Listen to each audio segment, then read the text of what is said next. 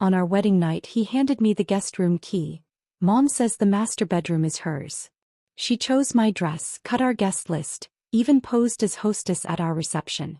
I wasn't allowed to hang a photo, cook in her kitchen or speak at family dinners. A year later I handed her an eviction notice, signed by her husband. I didn't raise my voice. I just rose. The key felt cold and foreign in my palm as I stared at it in disbelief. The small brass object weighed heavier than my diamond ring, heavier than the wedding vows we'd exchanged just hours before. Mom's already asleep. Her back's been acting up, Zach explained casually, as if this were the most natural thing in the world. His eyes avoided mine, focused instead on a point somewhere over my shoulder. She needs her rest. I stood frozen in the hallway of what was supposed to be our home, still wearing my wedding gown. The makeup that had been meticulously applied at dawn was now fading, my carefully styled hair falling loose around my shoulders. My high heels dangled from my fingertips, removed during our awkward, silent car ride from the reception. Joanna had claimed the master bedroom, our bedroom. The room where I'd imagined starting my married life. This is a joke, right? I whispered, my voice barely audible in the dark hallway. Zach's expression remained blank. It's just for tonight. You know how she gets when her back flares up. But I knew better. I'd seen Joanna's suitcases arrive yesterday, watched her unpack her clothes into the master closet while directing movers where to place her personal furniture. At the time I'd thought it was temporary, just for the wedding preparations. Now the truth crashed down around me like shattered crystal. The dress I wore hadn't even been my choice. Joanna had taken over the bridal appointment, dismissing the fitted lace gown I'd fallen in love with. Too revealing, she declared with a tight smile. Instead she'd selected this plain, high-necked monstrosity that hung like a tent on my frame. Modesty is timeless, she'd insisted, while the bridal consultant shot me sympathetic glances. Zach had said nothing then, just as he said nothing now. I thought back to the reception, how different it had been from everything I'd dreamed. My college roommate Sarah had texted that morning, "Can't wait to see you. So excited to celebrate." But she never arrived. Neither did my childhood friend Megan, nor my coworkers, nor my cousins from Seattle. Budget cuts, Zach had explained with an apologetic shrug when I questioned the half-empty reception hall. Only later did I discover that Joanna had personally called them, informing each that the wedding had become an intimate family affair. And then there was Joanna herself, dressed in cream-colored silk that was almost white, greeting guests at the door as if she were the bride. "Welcome to our celebration," she'd announced to each arrival. "I'm Joanna, mother of the house. Mother of the house.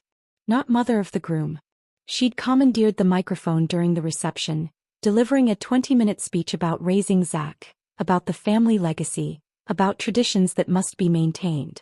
When the DJ attempted to pass the microphone to me for a few words of thanks, Joanna had smoothly intercepted it, declaring it was time for the first dance.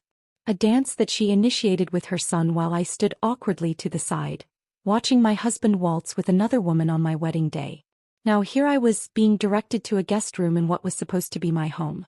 A home where Joanna had already established her dominance. The walls were bare of any photos I'd selected. The furniture arranged according to her preferences. Even the kitchen, which I'd so eagerly anticipated making our own, was strictly off-limits. "Zach likes his meals prepared a certain way," she'd informed me earlier that week.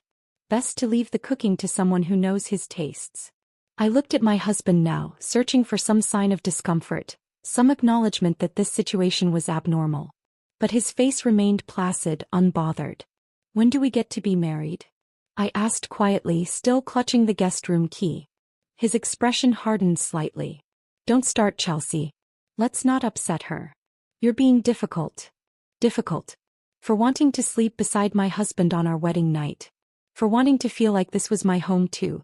Zach leaned forward, pressed a quick kiss to my forehead, the kind of kiss you give a child, and turned away.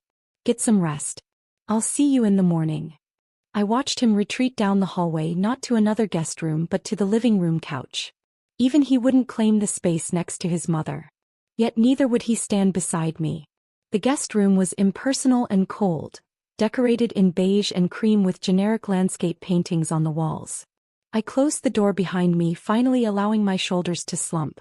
My wedding dress caught on the edge of the bed as I sank down onto the unfamiliar mattress. With mechanical movements, I began removing the pins from my hair, placing them one by one on the nightstand. I unzipped the dress I never wanted, stepping out of it and hanging it carefully in the closet. A closet devoid of any other clothes. I hadn't even been allowed to move my things in advance. I sat on the edge of the bed in my slip, staring at my reflection in the small vanity mirror across the room. I looked like a stranger to myself, diminished somehow, faded around the edges. The woman who had walked down the aisle that morning already seemed like a different person, one who still believed in fairy tales and happy endings. But as I stared at my reflection, something else flickered in my eyes. Something hard and resolute. I didn't cry. Not a single tear. Instead, I methodically washed my face, brushed my teeth with the complimentary toothbrush left for guests, and slipped between the cold sheets of the unfamiliar bed. Lying in the darkness, I stared at the ceiling, my mind racing and yet oddly clear. This wasn't at all what I had imagined marriage would be. This wasn't partnership or love or respect. This was training. Joanna was training me to be small, to be obedient, to accept scraps of affection and space. And Zach was complicit, too weak or too comfortable to challenge the status quo. But as I lay there in the guest room of what should have been my marital home, I made a silent promise to myself. I would not cry. I would not beg. I would not plead with Zach to choose me over his mother. Instead, I would watch. I would learn. I would understand exactly how this household operated, and then I would change it. Because I refused to stay domesticated. I refused to be the obedient daughter-in-law, grateful for whatever scraps of autonomy I was thrown. Tomorrow I would wake up as a different woman. A woman with a plan. My wedding night may have been spent alone in a guest room, but I swore it would be the last night I ever felt invisible in my own life. Morning arrived with the sound of Joanna's voice outside my door. Not knocking, just talking loudly enough to wake me. "Breakfast is at 7:30 sharp," she announced to Zach in the hallway. Chelsea should dress appropriately. No loungewear at the table. I'd been married exactly 12 hours and already there was a dress code for breakfast. When I emerged from the guest room wearing jeans and a sweater, Joanna's smile tightened slightly. "We dress for breakfast in this house, dear. Perhaps tomorrow you could wear something more presentable." I glanced at Zach, who was absorbed in his phone. He wore sweatpants. The kitchen gleamed with spotless perfection. Every appliance had its place, every surface scrubbed to an unnatural shine. Joanna moved through it with military precision, placing 3 identical plates at the table. "Egg whites and whole grain toast," she announced, sliding a plate before me. "No butter. Zach needs to watch his cholesterol." My husband had perfect cholesterol. I'd gone with him to his last physical. "I usually have coffee first thing," I ventured. "Caffeine disrupts hormonal balance," Joanna replied without looking up. "There's herbal tea in the cabinet.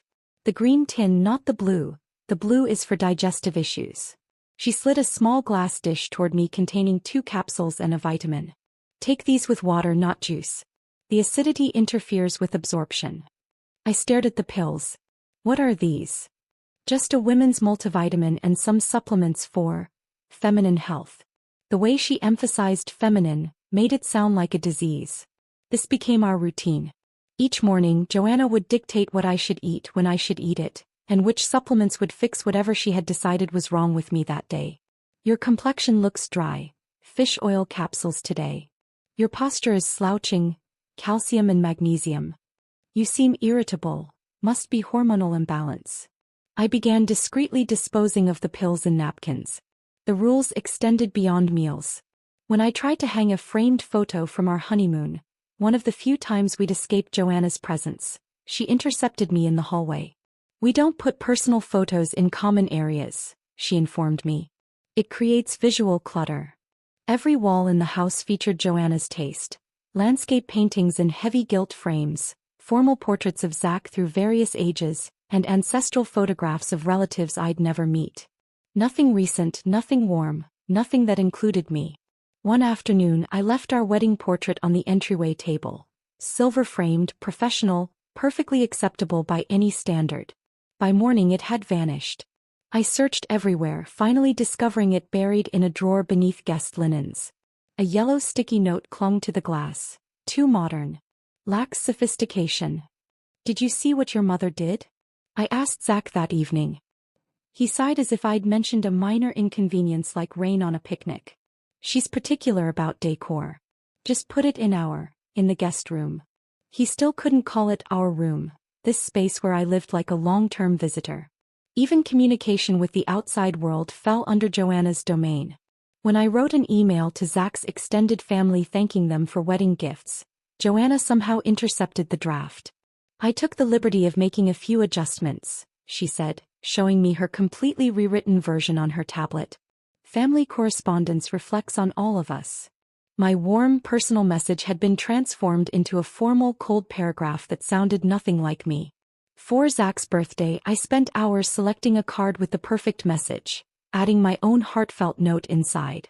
The next morning, I found Joanna at the kitchen table with my card open before her, a pen in hand. "What are you doing?" I asked, unable to keep the edge from my voice. "Just adding warmth," she replied without looking up. Your note was somewhat clinical. She had crossed out entire lines of my message and inserted her own thoughts, as if my feelings for my own husband needed translation. I snatched the card from her hands. "Don't touch my things." For once her polite mask slipped. "Everything in this house is my concern." Dinners became exercises in strategic placement. No matter the arrangement, Joanna always maneuvered herself between Zach and me. If I sat beside him, she would create a reason to switch, needing help with serving, claiming the light bothered her eyes, insisting certain chairs were better for her back. Even conversations were controlled. If I began telling Zach about my day, Joanna would interject with questions that derailed my story. If I mentioned work achievements, she would immediately pivot to Zach's childhood accomplishments. Chelsea's department exceeded their quarterly goals, I would say. "That reminds me of when Zachary won the state science fair in 4th grade. She would counter, effectively silencing me. When I suggested hosting a game night with friends, hoping to create some normalcy, Joanna's response was swift. "Don't be silly. We're grown-ups," she said with a dismissive wave. "Besides, board games harbor bacteria." Zach merely chuckled at her response. "She's a bit much, but that's just how she is." Just how she is. The phrase that excused every boundary violation, every control tactic, every subtle humiliation. Every request I made was reframed as immaturity. Every boundary I attempted to establish was dismissed as selfishness. Every decision I tried to make independently was corrected for my own good. "I'm concerned about your work hours," she said when I stayed late at the office, the only place I had autonomy. "Are you sure that haircut suits your face shape?" she asked when I changed my appearance without consultation. "Zach prefers the chicken prepared my way," she insisted when I attempted to cook dinner. Her control was relentless but always wrapped in concern, always disguised as helpful guidance. The psychological exhaustion was more effective than locks on doors. After 3 months of this subtle warfare, I began documenting everything. A small journal hidden between the mattress and box spring became my secret record. Names, dates, exact words. Evidence of a systematic campaign to minimize my existence. I recorded how many times Joanna interrupted me at dinner, 17 in one meal. How many decisions were countermanded, 32 in a week. How often Zach sided with her instead of me, every single time. The journal became my sanity, my proof that I wasn't imagining things, that this psychological dismantling was real and deliberate. 6 months into our marriage, while searching for a missing cufflink in Zach's desk, I discovered a folded document tucked beneath warranty cards and old receipts. Curiosity made me unfold it, and what I found changed everything. It was the deed to the house, the family heirloom Joanna claimed ancestral rights to. The property had been purchased just 5 years ago with Zach as the sole owner. Joanna's name appeared nowhere on the document. The house wasn't hers. This kingdom she ruled with iron certainty had no legal foundation. I carefully replaced the document exactly as I'd found it and closed the drawer, but my mind was racing. All this time, Joanna had been ruling a domain she had no claim to, and Zach had allowed it. I stood in the center of the house, this battleground where I'd been systematically diminished, and felt something shift inside me. A clarity I hadn't possessed before. She didn't own this kingdom, and I was done playing the servant. The discovery of the deed changed my strategy entirely. That night I lay awake planning my next steps. Direct confrontation would only strengthen Joanna's position. She thrived on emotional outbursts she could label as unstable behavior. I needed something more effective than anger. I needed information, leverage, legal standing. The following morning I stopped asking questions. Instead I watched and documented. At breakfast I smiled and accepted the daily vitamin ritual without comment. When Joanna rearranged the kitchen cabinets for the third time that month, I simply observed which items she prioritized and which she hid away. I noted how she always handled the household mail first, sorting through everything before distributing it. By week's end I'd established a pattern. Joanna checked our joint account statement every Friday afternoon while Zach played golf. She always used his home office computer, always left the banking tab open, always took precisely 45 minutes.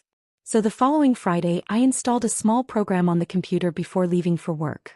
Nothing invasive, just a keystroke recorder that would email me a transcript of everything typed during that time window.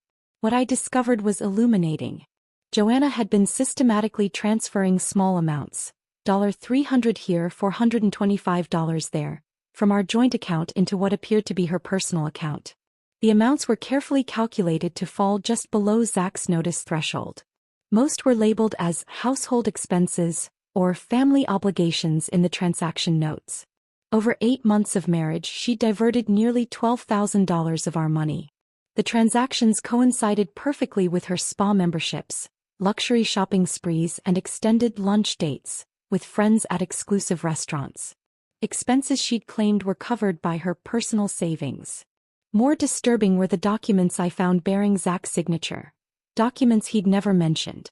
Insurance policies, investment reallocations, even a power of attorney form that gave Joanna access to accounts that should have been solely in his name.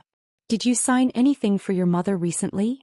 I asked casually one evening while we watched TV. Zach barely looked up. "Maybe. She handles that stuff. Less paperwork for me." "She's really good with signatures," I remarked. "Yeah, she's organized." He missed my meaning entirely. I arranged to work late the following Thursday, knowing Joanna attended her weekly bridge club.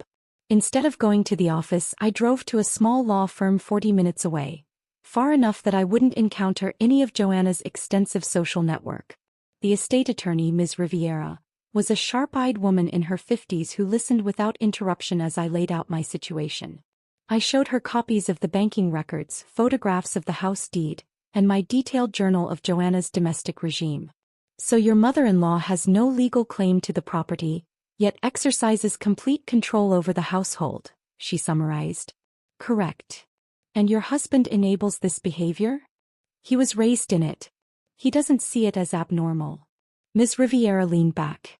"What exactly are you hoping to achieve, Mrs. Mitchell?" I thought carefully before answering. "I want what's legally mine as a spouse. Equal say in my own home. Financial security that can't be undermined. And I want my husband to make a choice, our marriage or his mother's control." She nodded, making notes. "The property situation is straightforward. As Zach's spouse, you have certain rights regarding the marital home, regardless of whose name is on the deed. The financial diversion is more complicated but potentially actionable." I left with a comprehensive understanding of my legal position and a carefully outlined strategy. Knowledge is power, but timing is everything. Rather than confronting Joanna immediately, I began laying groundwork. First, I opened a separate bank account at a different institution. Each payday, I diverted half my income into this private account, never mentioning it to either Zach or Joanna. Next, I enrolled in an online certificate program in property law and spousal rights, studying late at night in the guest room that remained my bedroom.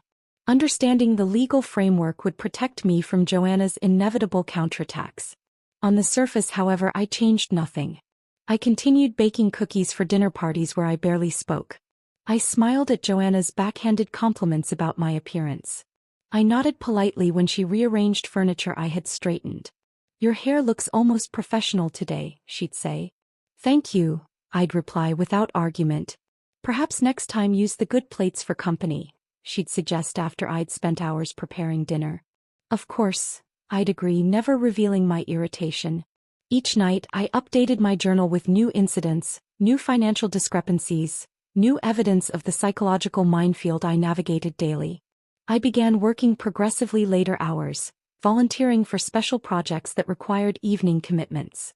This served multiple purposes: additional income from my separate account, professional advancement that strengthened my independence, and legitimate reasons to be absent from Joanna's domain. After several weeks of my modified schedule, Joanna confronted me in the kitchen one morning. "You're never around anymore," she observed, eyes narrowed slightly. "Zach mentions how late you've been working." I arranged my features into an expression of earnest concern. "I'm trying to make myself useful. Contributing to our household. Your primary contribution should be here," she replied, gesturing to the immaculate kitchen she wouldn't allow me to cook in. "A wife's place is in the home."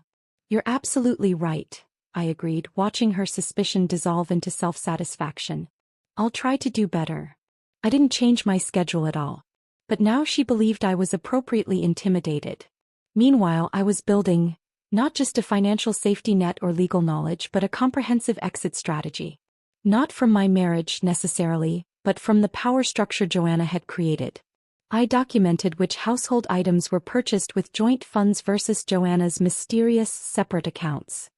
I photographed each room, establishing a record of the home's condition and contents. I carefully noted which furniture had been in the house before our marriage and which had been added since. One afternoon, I discovered a file of old correspondence in Zach's office. Letters between him and his father, dating back several years. They revealed a strained relationship, not between father and son but between husband and wife. Zach's father, though physically present until his death 2 years ago, had been emotionally absent, beaten down by decades of Joanna's control tactics. "Your mother has strong opinions," one letter read. "Sometimes it's easier to let her have her way. But remember, son, the house is yours when I'm gone. I've arranged it that way specifically." The letter confirmed what I'd suspected. Zach's father had intentionally left the property to his son alone, an act of quiet rebellion against Joanna's domain. I had a plan forming now. One Joanna would never see coming, precisely because she underestimated me. She saw my politeness as weakness, my silence as submission, my careful documentation as merely obsessive housekeeping. She never suspected I was building a case, establishing legal standing, creating financial independence. Because she still thought I was scared of her. She interpreted my quiet compliance as defeat, not recognizing the strategic patience behind my smile. She didn't know I was already 2 steps ahead, moving pieces into position for a checkmate she couldn't anticipate. I was done being a guest in my own marriage, my own home. I was becoming the landlord.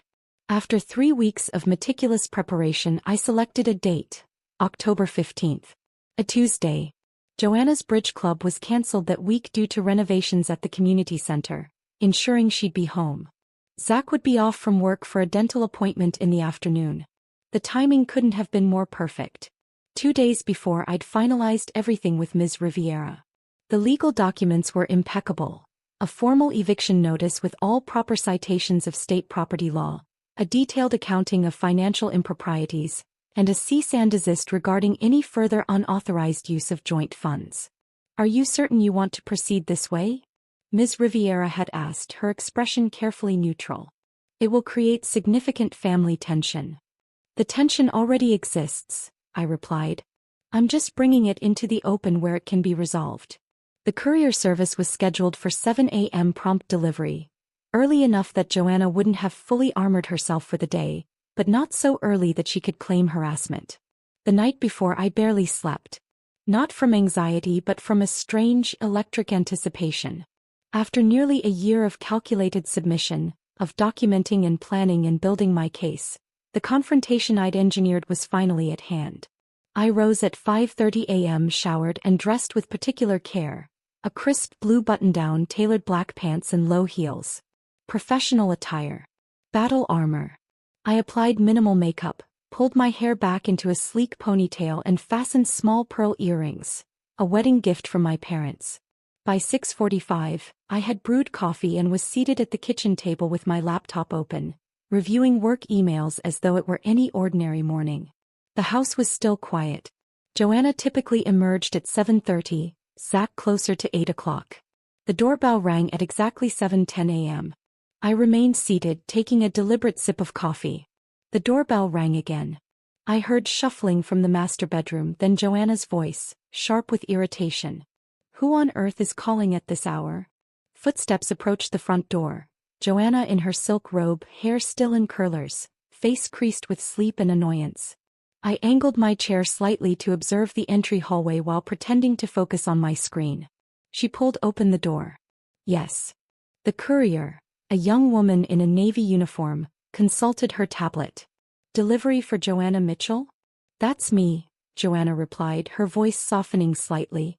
She'd always modulated her tone for strangers, maintaining the facade of genteel respectability. Sign here, please. The courier extended her electronic tablet. Joanna scrawled her signature, accepted the crisp manila envelope, and closed the door. She examined the delivery, turning it over in her hands as she walked toward the kitchen. Her eyes narrowed when she saw me. You're up early. I smiled. Big day at work. Joanna glanced at the return address label on the envelope, her brow furrowing. Rivera and Associates Legal Services? What is this? Why don't you open it and find out? I suggested, my voice neutral. She slid her finger beneath the flap, extracted the documents, and began reading. I watched as comprehension dawned across her face. Confusion, disbelief, then mounting anger. Her hands began to tremble. What is this? I set down my coffee cup with deliberate precision. It's a formal eviction notice. 30 days to vacate the premises. Your name isn't on the deed. This is my home, she shrieked, color flooding her face. No, I replied calmly. You've just been squatting with a dominant personality. The sound of Joanna's raised voice brought Zach stumbling from the guest bedroom, hair disheveled, still in his pajamas. What's going on? Your wife has lost her mind, Joanna sputtered, thrusting the papers toward him. Read this. Zach blinked, confused. Chelsea, what are you doing? Correcting the power imbalance, I said simply. He skimmed the document, his expression shifting from confusion to shock. You're kicking my mom out? I'm removing someone who's made my life unlivable, I clarified. The house is in your name. I just filed the motion. Joanna turned to her son, tears suddenly welling in her eyes. Tears I'd never seen before, not even at the funeral of her husband. Zach, you can't let her do this. This is my home. Our family home. It's not, I countered, rising from my chair. The deed is solely in Zach's name. The property was transferred to him by his father 5 years ago. I turned to Zach. Did you know your mother has been claiming ownership of a house that legally belongs to you alone? Zach's eyes darted between us, confusion evident. Dad left it to me, but Mom's always lived here. It's her home too. By courtesy, not by right, I replied. A courtesy she's never extended to me, despite my legal standing as your wife. Joanna's panic was transforming into rage. Her facade of control crumbled completely as she realized the extent of what was happening. You manipulated him. You dug through private papers. You schemed behind our backs. I documented everything, I replied, voice level. All your unauthorized spending from our joint account. Your interference in every aspect of our marriage. Your systematic campaign to isolate and diminish me in my own home. It's all there in the filing, with dates, amounts, and witnesses. After everything I've done for you, she hissed, switching tactics. Taking you into my home, guiding you, teaching you how to be a proper wife. Gratitude is earned, not demanded, I cut her off. And this was never your home to take me into. She turned to Zach, her final bastion of support. Are you going to let her do this to your mother? Your own flesh and blood. For the first time since I'd known him, Zach didn't immediately leap to her defense.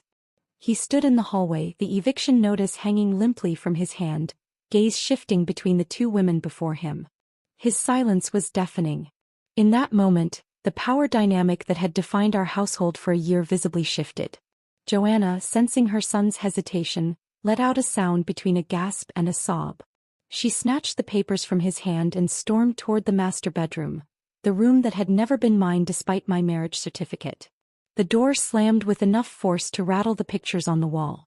One fell, the glass cracking as it hit the floor. A formal portrait of Joanna in younger days. Zach stood frozen, staring at me as if seeing me for the first time. You really did this? Without talking to me first? Would you have listened? I asked quietly. Or would you have warned her, defended her, convinced me to endure another year of psychological warfare in my own home? He had no answer. I picked up my coffee cup and returned to my seat at the kitchen table. She has 30 days to find alternative arrangements. The documentation includes a full accounting of funds she's diverted from our account, funds she'll need to repay. There's also a cease and desist regarding any further unauthorized use of your name on legal documents. What do you expect me to do? He asked, voice hollow. I expect you to decide what matters more, your marriage or your mother's control. I took a sip of coffee, now lukewarm. You have 30 days to figure that out too. He ran his hands through his hair, turned and walked back to the guest bedroom without another word. From the master bedroom came the sounds of drawers being yanked open, items thrown haphazardly. Joanna's meltdown was in full swing. I remained at the table, outwardly calm despite the adrenaline coursing through my veins. For the first time in our marriage, I had seized control of the narrative. I had reclaimed space in a house where I'd been systematically erased. Joanna had 30 days to vacate. Zach had 30 days to choose. And I, for once, had the floor plan and the upper hand. The day after the eviction notice, Zach left for work without speaking to me. When he returned that evening, he attempted to act as though nothing significant had happened, as if the legal documents, his mother's rage, and the fundamental shift in our household were merely a minor domestic disturbance that would soon blow over. He found me in the living room, laptop open, reviewing work presentations. Hey, he said casually, loosening his tie. Want to order takeout tonight? I looked up, studying his face. He was aiming for normalcy, desperate to avoid confrontation. Your mother's been packing all day, I replied. She broke the mirror in the hallway bathroom. He winced slightly. She'll calm down. Just needs time to process. Process what? That her illegal occupation of your property is ending. He sank onto the couch opposite me. You could have warned me about all this. I did, I said quietly. Dozens of times over the past year. Every time I told you I was unhappy, every time I asked for space or respect or simply to be acknowledged in my own home. That's different. He ran his hands through his hair. You didn't say you were planning to kick my mother out with legal papers. Would you have supported me if I had? His silence was answer enough. You could have gone easier on her, he finally said. Given her more time to adjust. She didn't go easy on me when she erased my voice for a year. I closed my laptop. She didn't give me time to adjust when she took over our wedding, our home, our marriage. Zach's expression darkened. He had expected me to apologize, to soften, to cave as I always had before. Instead, he found himself facing a woman who would no longer bend. He sulked for the next few days, alternating between strained politeness and wounded silence. He began spending evenings at a local bar, returning home with the scent of whiskey clinging to his clothes. I wasn't looking for comfort or validation from him. Those needs had withered months ago, replaced by something harder and more enduring, self-reliance. 5 days after the eviction notice, we had our first real conversation about the future.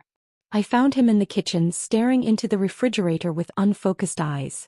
We need to talk about what happens next, I said. He closed the refrigerator door.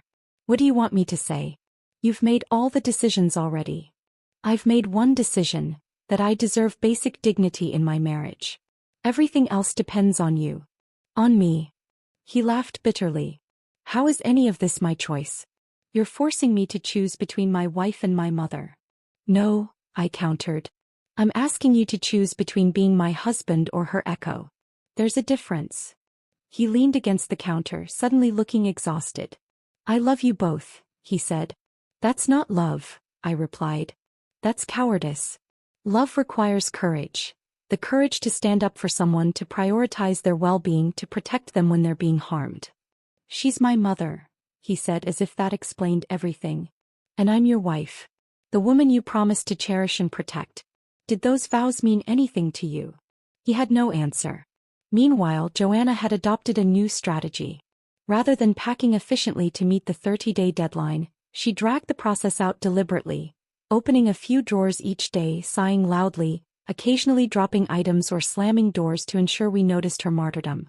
She attempted to engage me several times, alternating between tearful appeals. After all I've sacrificed for this family, and veiled threats. You have no idea who you're dealing with. I responded with polite disinterest, refusing to provide the emotional reaction she sought. With Zach she was more calculated. I would find them huddled in conversation that abruptly ceased when I entered a room. She would call him multiple times during the workday, strategically when she knew we might be having lunch together. She left nostalgic family photos in prominent places. Zach as a child tucked against her side. Zach began trying small gestures of reconciliation toward me. Flowers left on the kitchen counter, breakfast ordered from my favorite cafe, a tentative hand on my shoulder as he passed. But these token efforts only highlighted how little he understood what had been broken between us. He wasn't sorry I was hurt, he was sorry I had changed. Sorry I had stopped accepting mistreatment. Sorry I had found my voice and my power. 2 weeks into the eviction period, I moved my belongings into the master bedroom. Alone. You're not sleeping in here? Zach asked from the doorway, watching me arrange my clothes in the closet Joanna had finally vacated. No, I said simply. Where am I supposed to sleep? Wherever you've been comfortable sleeping for the past year while I was in the guest room. His face flushed. That was different. Yes, I agreed. It was your choice then. It's mine now. The following day I scheduled another appointment with Ms. Riviera. This time Zach accompanied me, though reluctantly. A post-nuptial agreement? He repeated, staring at the documents she placed before us. You want a divorce? I want security, I corrected. Security that the patterns of the past year won't repeat themselves. The agreement was straightforward. The house would remain in Zach's name, but I would have equal right to occupy and modify it as I saw fit. Our finances would remain separate, with a joint account only for household expenses. And there was one additional clause that made Zach's eyes widen. If your mother returns to live in our home without my explicit written consent, I explained, I retain the right to leave the marriage with 50% of all assets, regardless of duration. You can't be serious, he whispered. I've never been more serious about anything in my life. He signed the papers the next day. Not enthusiastically, not with understanding, but with the resignation of a man who had begun to realize the consequences of his year-long silence. 3 days before the deadline, Joanna finally completed her packing. She orchestrated her departure for maximum impact, scheduling it when she knew both Zach and I would be home, hiring movers who carried box after box past us as we sat in strained silence in the living room. She left with 4 suitcases, 12 boxes, and a broken ego. As her car pulled from the driveway, I watched Zach's eyes follow it until it disappeared around the corner. His hands twitched at his sides, but he didn't move to stop her, didn't run after her, didn't promise to fix this. That night, in the silent house that suddenly felt both emptier and more spacious, he approached me as I prepared for bed. What happens to us now? He asked, his voice small. I looked at him, really looked at him, seeing both the man I had married and the stranger he had become in his mother's shadow. I don't know, I answered honestly. But I do know this. If I can build peace without you, I will. He nodded slowly, turned and walked to the guest room. The same room he had once sent me to on our wedding night. As the door closed behind him, something flickered across his face. A dawning comprehension, a belated understanding of equivalence. That's when he finally understood what he'd lost. 3 months have passed since Joanna left. 3 months of reclamation, of transformation, of rebuilding both space and self. The morning after Zach retreated to the guest room, I woke early and drove to the hardware store. I returned with paint samples in shades the house had never seen. Warm terracotta for the living room, sage green for the kitchen, a soft blue-gray for the hallways.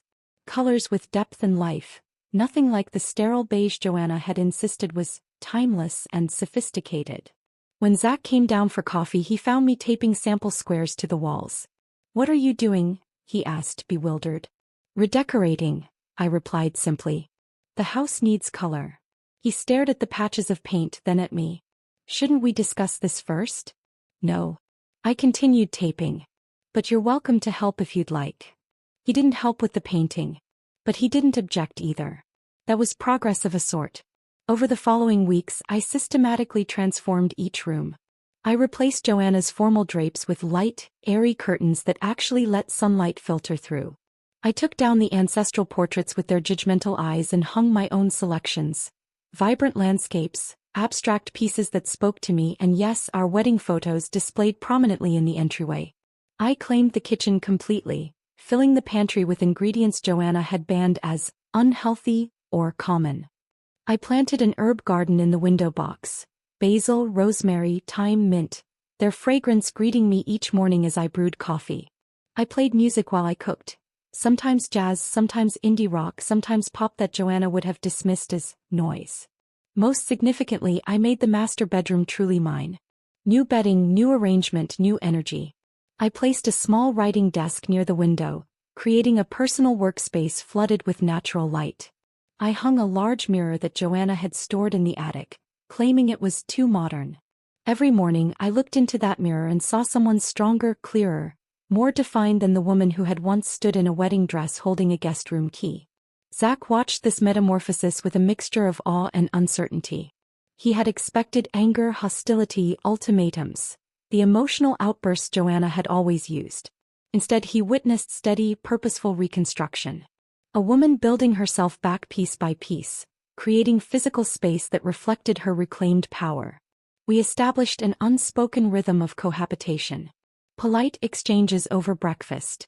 Occasional shared dinners where conversations stayed light and impersonal.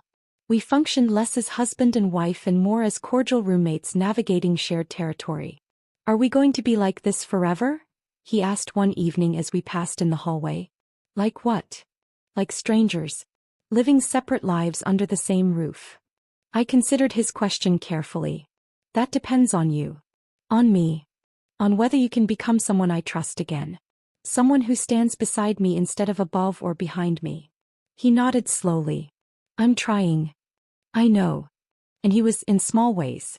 He had stopped taking Joanna's daily calls, limiting their contact to once a week. He had begun asking my opinion on household decisions rather than making assumptions. He had even started therapy, reluctantly at first but with growing commitment. I let him stay, not out of obligation or fear or habit but as a conscious choice.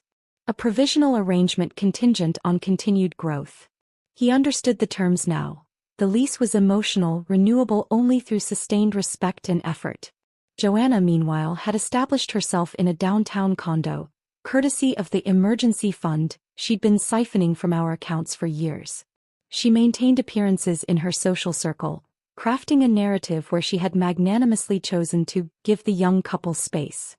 "Mom tells everyone she left to help us work on our marriage," Zach mentioned after one of their weekly calls. I smiled. "Let her. The truth doesn't need defending." Her passive-aggressive texts arrived like clockwork, thinly veiled criticisms wrapped in concern. "Just checking if Zach remembered his allergy medication. The changing seasons are so dangerous. Saw the most elegant dining set that would suit your home beautifully. The current one always seemed temporary. Your front garden looks interesting. I know a wonderful landscaper if you need help." I never replied. Each message went read but unanswered, a small reminder that her words no longer warranted response. Eventually the frequency diminished, from daily to weekly to occasional. Her power faded with each ignored attempt at engagement. 6 weeks after Joanna's departure, I received an email from a women's support organization where I'd sought guidance during my own struggle. They were organizing a workshop series on financial independence and legal rights within marriage, and wondered if I might share my experience. I agreed immediately. Now twice monthly I sit with circles of women whose stories echo mine in different keys. Women diminished by controlling in-laws, partners, or family systems. Women taught to make themselves small, to prioritize peace over personhood, to accept invisibility as the cost of belonging. I teach them what I learned through hard experience: how to document systematically, how to research legal options, how to build financial independence while flying under the radar. I show them that power doesn't always require shouting, that strategic patience can be more effective than emotional confrontation. "Your story gives me hope," a participant told me after last week's session. "But I don't think I could do what you did. I'm not strong enough." "Strength isn't something you have or don't have," I told her. "It's something you build one small decision at a time." I see myself in these women, in their hesitation, their fear, their desperate hope for change. I recognize the person I was a year ago, standing in a guest room, staring at the ceiling, wondering if this was all marriage could be. Yesterday as I watered my herb garden, Zach paused in the kitchen doorway. The house has never felt more like a home, he said quietly. I nodded. Because it finally is one. My story isn't a fairy tale with villains vanquished and a prince who saves the day. It's not about dramatic confrontations or tearful reconciliations. It's a strategy executed with precision and patience. I didn't scream or break things when boundaries were crossed. I didn't engage in emotional warfare or ultimatums. I didn't lower myself to tactics that would justify dismissal. Instead, I researched property law and spousal rights while baking cookies for dinner parties. I waited, documenting patterns while smiling politely at backhanded compliments. I signed my name in the right place at the right time, backed by knowledge that transformed legal technicalities into leverage. The girl they sent to the guest room on her wedding night? She stands in the master bedroom now, holding the deed to her own destiny. She walks through hallways painted in colors of her choosing, brushing past photographs that tell her truth. She owns the keys, the title, and most importantly, the narrative. I didn't raise my voice to be heard. I just rose. If this story of sweet revenge had you on the edge of your seat, smash that like button right now. My favorite part was when Chelsea handed Joanna the eviction notice and calmly said, "You've just been squatting with a dominant personality." What was your favorite moment? Drop it in the comments below. Don't miss more thrilling stories like this. Subscribe and hit that notification bell so you never miss an upload.